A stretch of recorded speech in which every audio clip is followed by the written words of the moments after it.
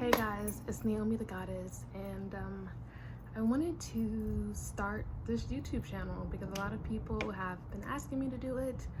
I currently don't have my camera, so I am using my cell phone to start making these videos because I feel like it's time for me to start saying something. So yeah, I'm starting to make these videos for you guys. This video, actually, let's do this. Throughout these series of videos, I don't really have a specific plan for how these videos are going to come out or work. There isn't a specific day, there isn't a specific way, there isn't a specific topic, but a lot of it will just be kind of featuring my transition from being in a narcissistic relationship till now, well, till my future as well. I kind of just wanted to document where I am in this timeline because this has been the absolute most transitional timeline of my life, and I guess I can kind of start off by giving you guys a little bit of a backstory. So where can I start? My mom. I will start with my mom. My mother passed away in 2020. My mother passed away on February 26th of 2020, and for starters, I feel like a lot of you have lost a parent before, and if you haven't, it isn't a situation that you honestly want to experience. Like, no one's jumping for joy to experience something like that, but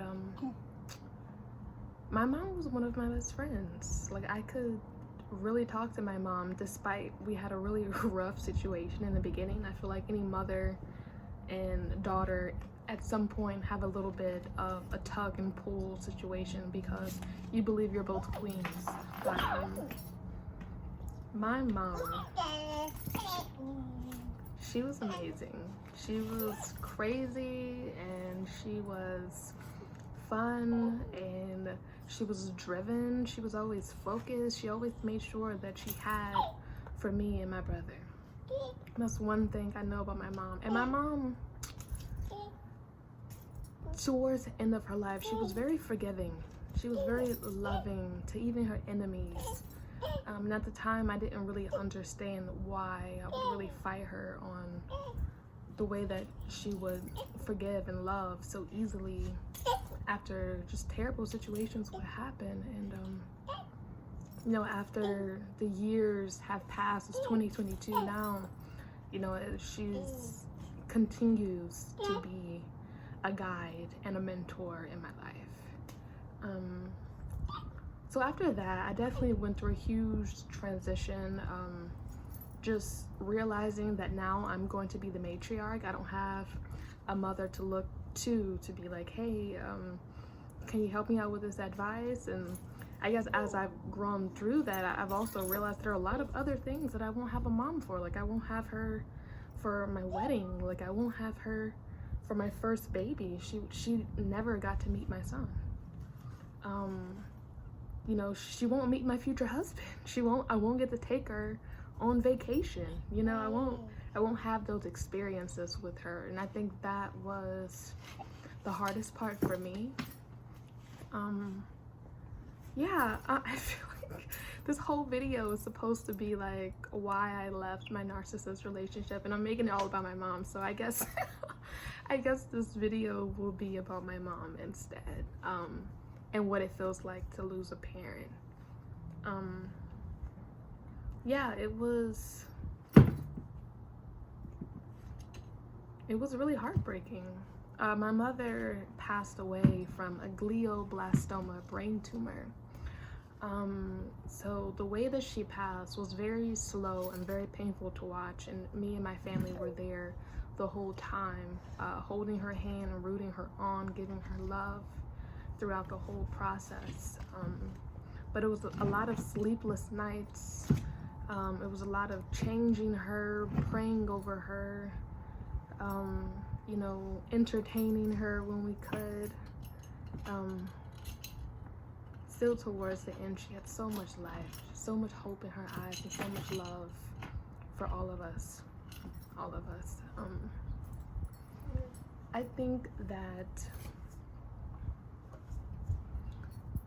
a lot of us, when we lose someone that we love, you know, we quickly realize that life goes on. We quickly realize that the people around us who loved her move on very quickly, and sometimes it feels like you're just kind of stuck. It feels like you're just stuck in that moment, stuck in that pain, stuck in that state of mind. And I challenge you to allow yourself to have grace during that period, because nothing lasts forever. But allow yourself to feel that. You know, don't stay forever, but allow yourself to feel that pain. Allow yourself to grieve the way that you would like to grieve. And sometimes that's distracting yourself. Sometimes that's like going for mega runs all the time. Sometimes that's going to church, or you know, going to do your spiritual outlet, whatever that is, consistently, because it looked like all of those things for me. It looked like all of those things: the binging on TV, the working out, the spiritual practice, the making sure that I'm doing my music the way that I love to do my music, freestyling so that I can get more in tune with myself. Like, it just looked like 1,000 things, and whatever those things look like to you, do them all. But during that process, just remember that this isn't a pain that just goes away. Like, it isn't a pain that, you know, after you get done through the grieving process, that you won't still feel. You know, if you truly love that person, there's always going to be a piece of you that's semi-missing with them gone, their physical form being gone. But you're always gonna miss them. You know, 10 years, 20 years, 50 years down the line, when you're old, my son, when you're old as dirt, you are still going to miss them, whoever they are. And you'll still cry. You'll still cry. So give yourself grace, and just remember that these are the my son is growling. These are the kind of moments that make you who you are. It sucks that, you know, especially a lot of us in the year 2020, I feel like a lot of us lost brothers and sisters and moms and cousins, you know, from COVID and diseases and stress and a ton of things. So I'm not the only person out here dealing with grief. I know I'm not. But it's time that instead of distracting ourselves all the time from the pain, don't want to feel the pain, don't want to be around it, don't want to know it even exists, it's time to heal. It's time to heal. I didn't have any choice but to heal, because I had a son. I had a son on the exact same day that she passed away 1 year later. And if anyone knows, you know, the spiritual connection to that, please put that in the comments.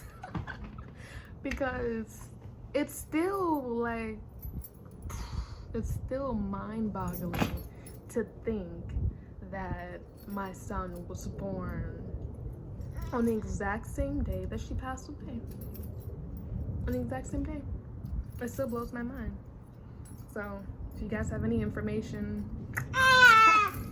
below, so you know, maybe that can help me gain a little bit of peace about it. But just one thing I want to leave you guys with during this video, I don't want to make it too long because it's already about to be 10 minutes. Remember that when your loved one transitions, that their spirit never dies. Energy is literally forever. When you call upon their name, I promise you they're there. I promise you they are. My son, take this, take this, take this. That's fun, right? He keeps trying to take my car keys. I don't understand why.